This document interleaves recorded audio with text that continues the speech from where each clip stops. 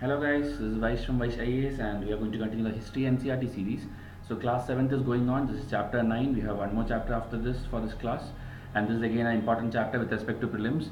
A lot of unwanted information is also there, but I'll try to extract the useful points for prelims and give it to you. So this is actually, chapter name is something else, but I named it Art and Culture because most of the things aligns towards that, okay? Because we as UPSC aspirants, we will know how to segregate what is ancient, what is medieval, what is art and culture. So here there are some paintings related information, then I'll tell you the Kangra painting, then Kathak school of dance, then information related to that. Temples are there actually, about the Puri Jagannath temple. So there are things which are scattered here and there, so I'll try to read out the important information for you and show some MCQs also. So that's the aim of this video. We'll try to wind up fast, okay? It has a lot of factual information, but I'll try to read it out fast. Okay, so let me just reduce the size. Okay, the making of regional cultures. Okay, that's the name of the chapter. So first they are telling about the difference in languages across India. Okay, we have that many languages now. You know, in news or United Nations, there is this debate going on whether Hindi should be made the one of the official languages of United Nations. You know, there are 6 languages in United Nations. For that also I have a trick actually. If you want to remember, it is freaks, FREACS. Okay, freaks. French, Russian, English, Arabic, Chinese, and Spanish. Okay, freaks. That's how I remember. For Chinese, it's also called Mandarin, I think. Then, so Hindi they're trying to do. There was a debate between Sushma Swaraj and I think Shashi Tharoor in the Lok Sabha also. So try to see such debates. You will get a lot of insightful information which you can't get from the Hindu or any other newspaper. Okay, so that is about that. So we'll get back to this languages. We have a lot of languages: Tamil, Oriya, Malayalam, Sanskrit, Kannada. So we have a lot of languages in India. Okay, regional languages, dialects are even more. Even like it's told, like you travel just 150 meters from one place, you will reach some other place with not 150. You can tell 500 meters. You will reach some other place where always which has a different dialect. Okay, not language, at least dialect it will be there with a change in slang. So that is how diverse India is. So in that we have to see some languages in this chapter, like how it evolved, not like evolution because that's not important for us, but just showing some regions and their related books or related important things which can be needed for prelims. So first it is the Cheras. Cheras, I told you, it is part of that movement there also. In Sangam literature we saw that Chera, Chola, Pandya. So Cheras is from Kerala side, so obviously the language is Malayalam, and the connection between language and region. So they're going to tell about some kingdoms. So one kingdom is Mahodayapuram. Okay, Mahodayapuram is for Kerala. So try to know that. Then so present day Kerala. Then Malayalam spoken in this area. Regional influence. Just remember this kingdom name as of this in this page. Okay, I'll tell you more information. This is some again early inscription. It is saying it's in Malayalam. It's written here. Okay, and then Cheras also drew upon Sanskrit traditions. Then here one important thing I'll tell you, Manipravalam. Okay, I think this has been asked by UPSC. It's actually a combination of Sanskrit plus Malayalam. Okay, literally meaning diamonds and corals. Okay, Manipravalam. Okay, and one book, 14th century book is Leela Tilakam. Okay, this I saw in some of the mock tests also. Leela Tilakam, it's a book in this particular language, and this particular language is Sanskrit plus Malayalam. Okay, remember these highlighted things alone, nothing else. So that is about Cheras and Kerala. I taught you another tribal group, Cheros. Okay, Cheros was not in Kerala. Tell me in comment section. If you have watched my previous video, you will be able to know. Not previous video, but the tribal related video in this class 7th. Next is the Jagannatha cult. So Jagannatha, you know, the Puri temple. So here we have to learn few things. First thing is this Jagannatha means actually Vishnu only. Okay, Vishnu. The Jagannatha means the world god or something. Okay, it will be there, the lord of the world or something. Then here Anantavarman, this name. Okay, he was the one who decided to make this temple, Jagannatha temple, and subsequently some Ananga III, he dedicated his kingdom to the deity and proclaimed himself as the deputy of the god. Not much important. Anantavarman, at least, like, please remember. Okay, Anantavarman is the one who erected this particular Jagannatha temple of Orissa, Puri. Okay, which is very popular site also.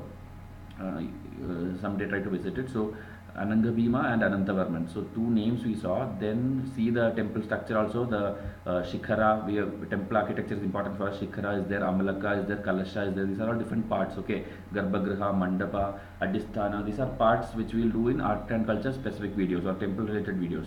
But try to recall if you have already learned it.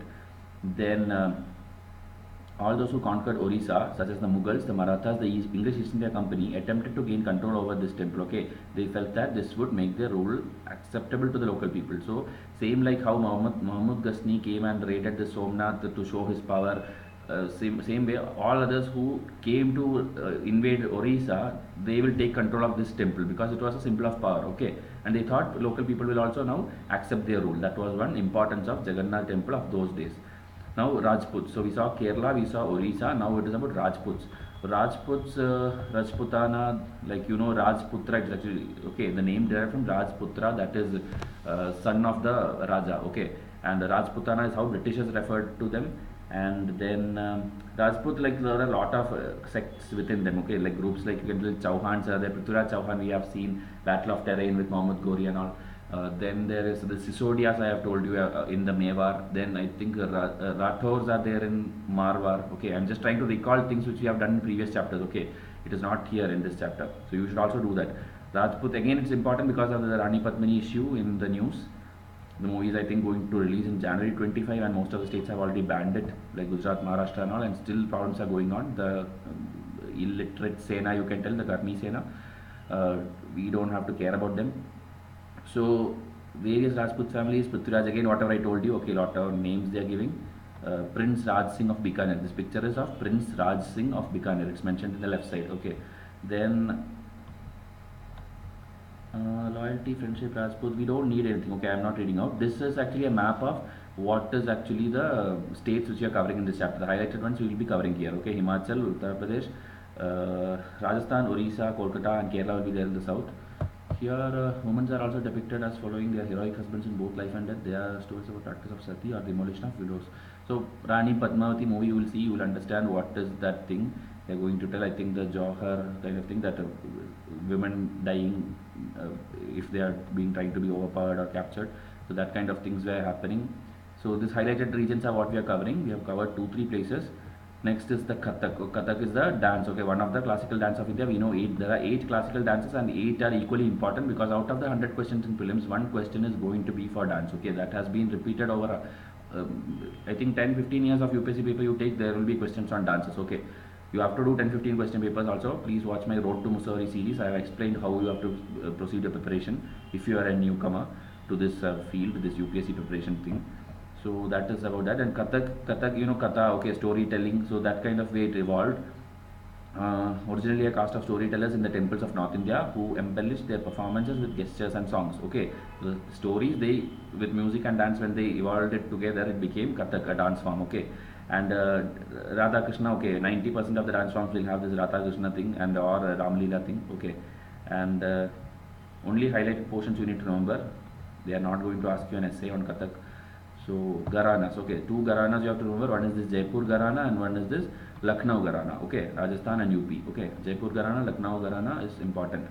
Then under the Mughal emperors and their nobles, Kathak performed. So Kathak was performed in the court of Mughal emperors. Not only Mughal, there were other leaders also. In modern India Spectrum series also I have told you something about this. I think Wajid Ali Shah will be there. Here it's mentioned. Okay, Wajid Ali Shah, the last Nawab of the Awadh. Okay. His role I think I have told you in the Spectrum series. Try to watch it. So he was also a patron of this thing. Okay, under him this thing grew to its peak. You can tell Wajid Ali Shah. Okay, Nawab of Awadh. Okay, his wife also is important. I think Begum Hazrat Mahal participated in the 1857 revolt. Watch that video also. Spectrum chapter 5. Okay. Then it's telling it to spread to the nearby areas, Jammu, Kashmir, that Himachal, all those areas it spread. Okay, from UP, from Awadh.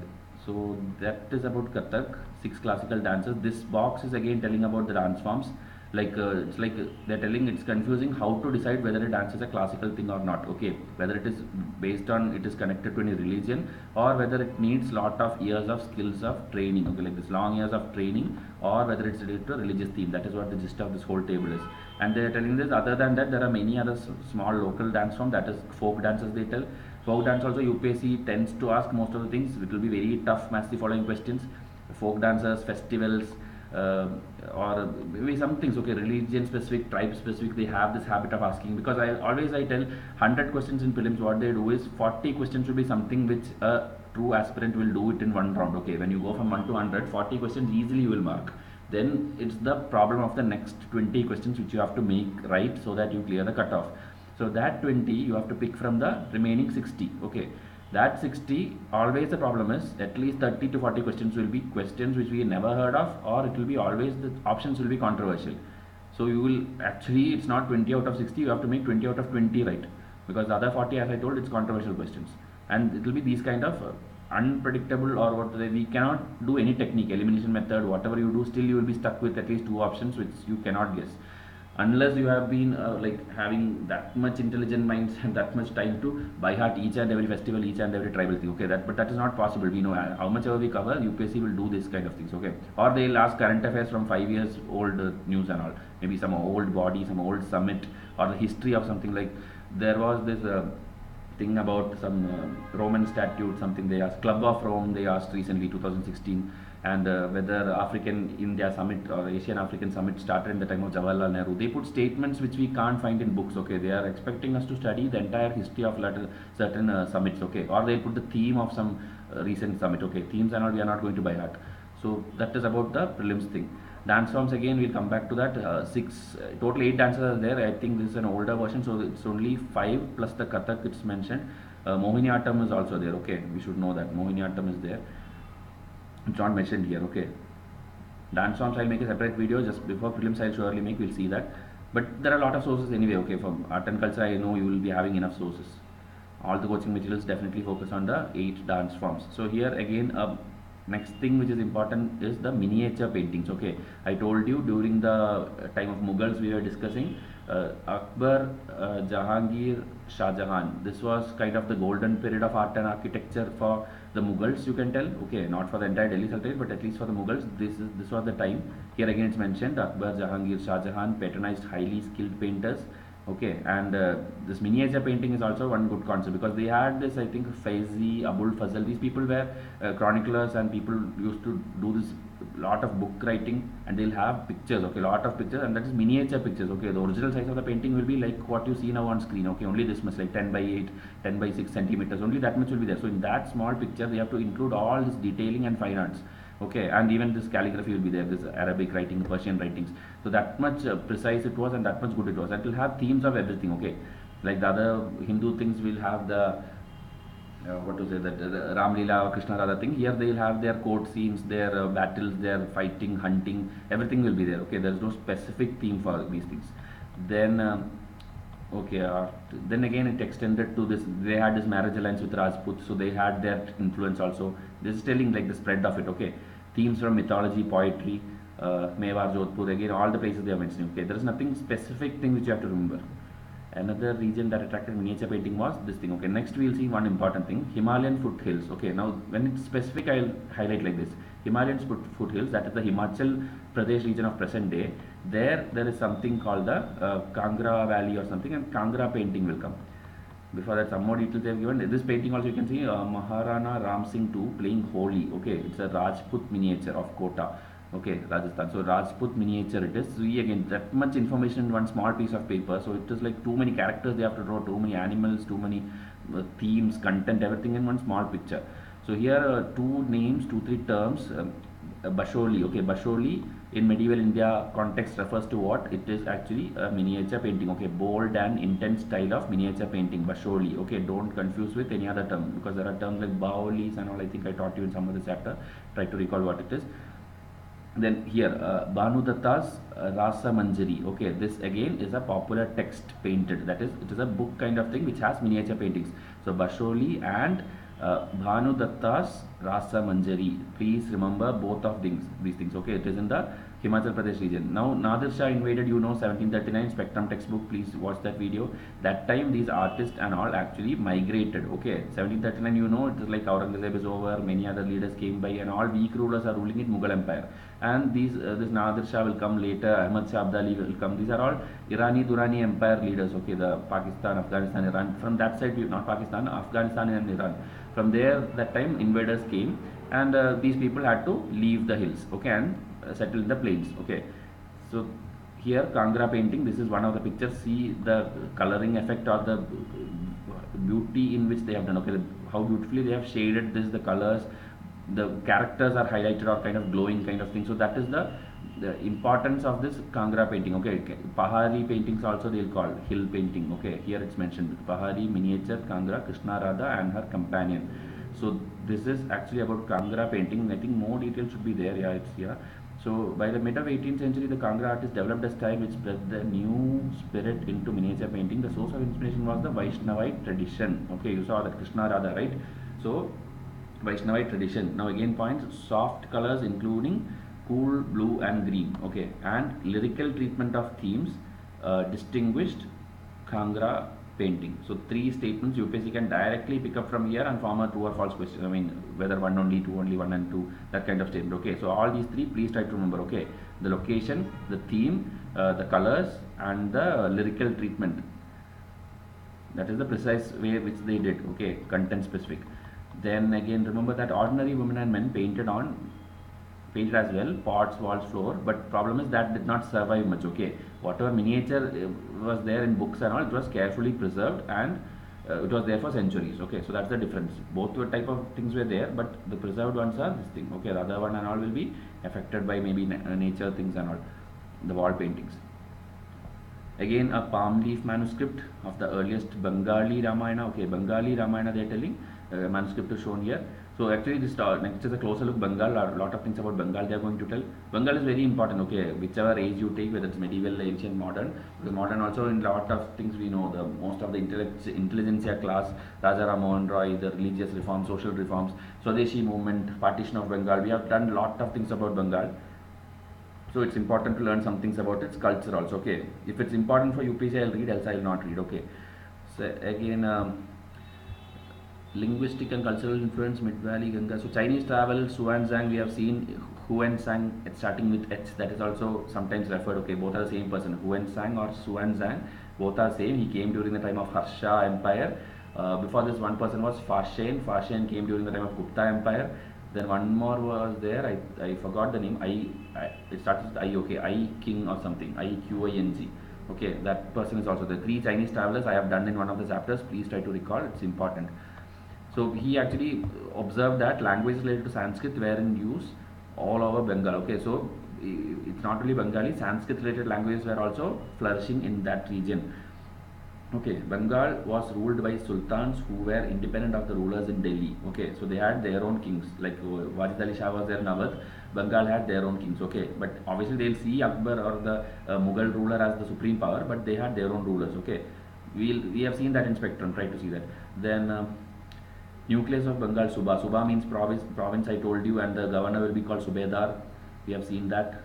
Persian was the language of administration. Bengali developed as a regional language. Okay, so Persian was the supreme language. That also we seen in the chapter where we saw about the Tariq and Tawarik. Okay, the chroniclers who used to write things. And although Bengali is derived from Sanskrit, it passed through several stages of evolution. So okay, so it has its roots in Sanskrit somewhere, but it is totally different now.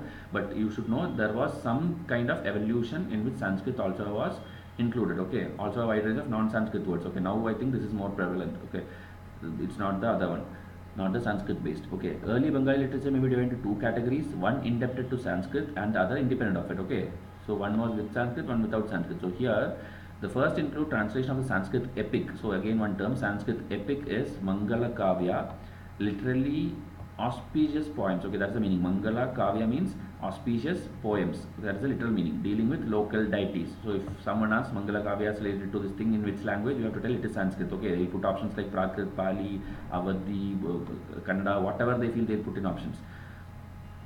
Biography of Chaitanya Dev. Chaitanya Dev in the map I showed you while doing Bhakti Sufi, he was in the Bengal region. So his biography. So this is all one. I told you two types are there. One is with Sanskrit, one is without Sanskrit. So this is all with Sanskrit kind of thing. Okay, that is having some relation with the Sanskrit. Okay. The other one, second one include the Nath. It is Nath we saw like that yogi, Nathpanthis and those people who do that breathing exercise and all. In the previous chapter we saw. So related to them, there are songs of Mainamati and Gopi Chandra, stories concerning the worship of Dharma Thakur, okay, and fairy tales, folk tales, and ballads. I think I'll show you in the next page. There is a box actually dedicated to this topic. This one, okay.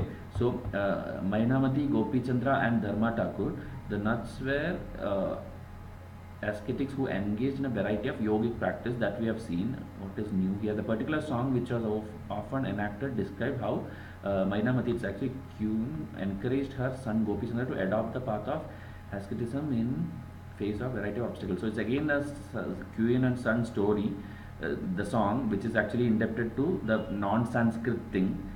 That much only you need to remember. And one more thing, this Dharma Thakur is a popular regional deity often worshipped in the form of a stone or piece of wood. So Dharma Thakur, if you get a question, it is a local deity, okay, Bengal region. That alone you remember. I don't think, because I have never seen questions based on here, but I thought since it's given in a box, it becomes important. Okay. So manuscripts, Eastern Bengal, influence of Brahmanas were relatively weak. These are all like basic things. Pirs, during Sufi movement we have seen what is Pirs. It's actually master. Here it's given a Persian word meaning a spiritual guide, okay. So that definition is important. Then Mughal control over Bengal, capital of Dhaka, we'll know. Lot of places in Bengal becomes important. That in modern history we'll see, not much important in medieval. Early settlers sought some order and assurance in the unstable condition, not required. Okay, animism, okay, this religious spirits, animal worship and all is there. We don't have to write any essay for this, okay. Many of the modest brick and terracotta temples in Bengal were built with the support of several low social groups such as the Kolu oil pressers and Kansari bell metal workers. So these kind of terms, whenever is there, it becomes a little bit important, okay, not too much but a little bit. So Kolu oil pressers and Kansari bell metal workers, okay, so these are low social groups who were used for building the brick and terracotta temples in Bengal, okay. Pictures are there, it's I think good pictures. It's actually, left picture is a double roofed thatched hut and the other one is a 4-roofed temple with a tower, okay. So they are telling 2-roof and 4-roof, and they have a term for that. I'll show you here, okay. Dochala and Chauchala, okay, 2 double roofed and 4-roofed. Again Krishna with the gopis, terracotta plate, you can see that picture also.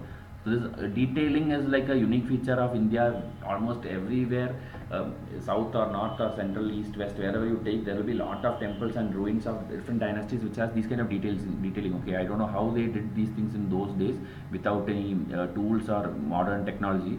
They had to do this precision cutting with hand and chisel or hammer chisel, that kind of tools only they had to do. So it is like architectural marvel, you can tell, of India, which you can't find in many other nations, okay. So Bengali style temple architecture, this thing only, that double roof, 4-roof thing. In a comparatively more complex 4-roof structure, 4 triangular roofs placed on the 4 walls move up to converge on a curved line or a point. Just detailing into it, that much information we don't need. Temples are usually built on a square platform.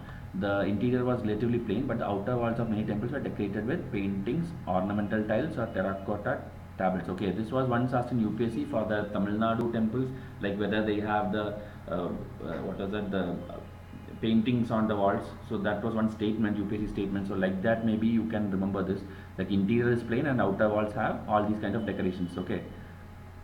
Vishnupur in Bankura district of West Bengal, there's one place they are telling with such elaborate decorations, okay, that outer walls thing, whatever I told you.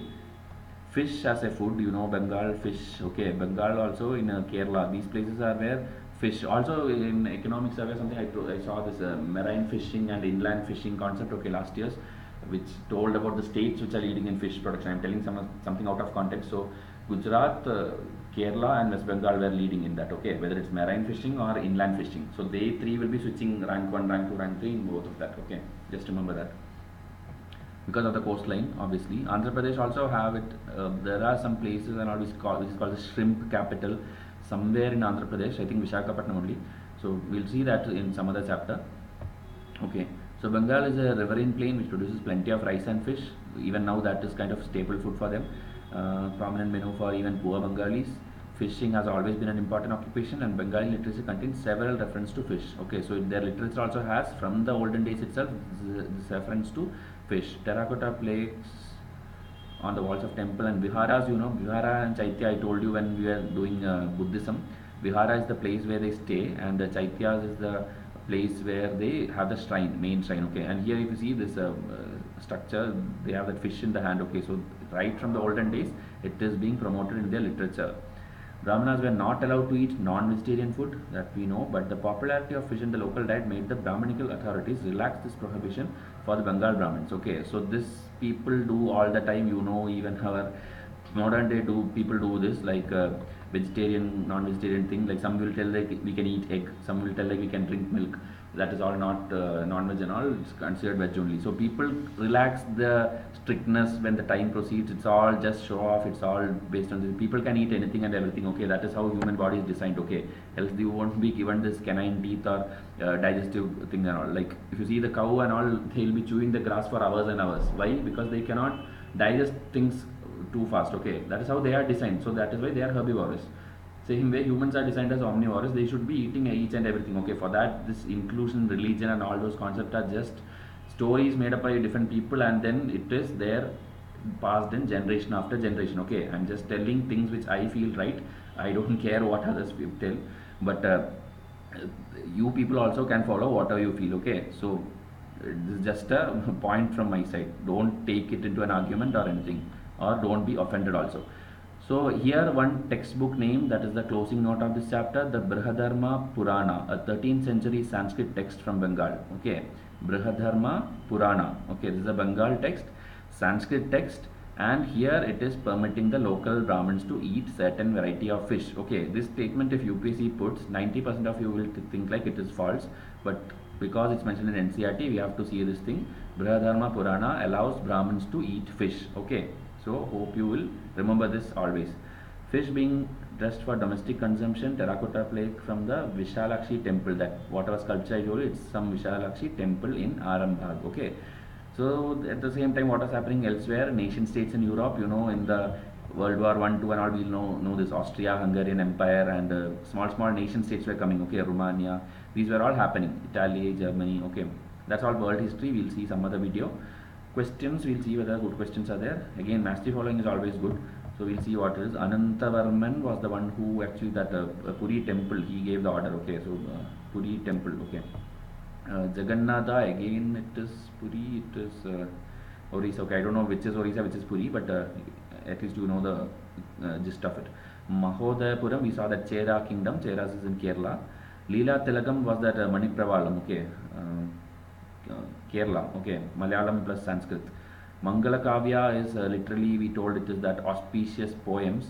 It will be Bengal, okay, in Bengal, closer look only, we saw that. And miniature paintings in Kangra, okay, Kangra painting. So, hope all these topics, I think 6 topics now you could recall.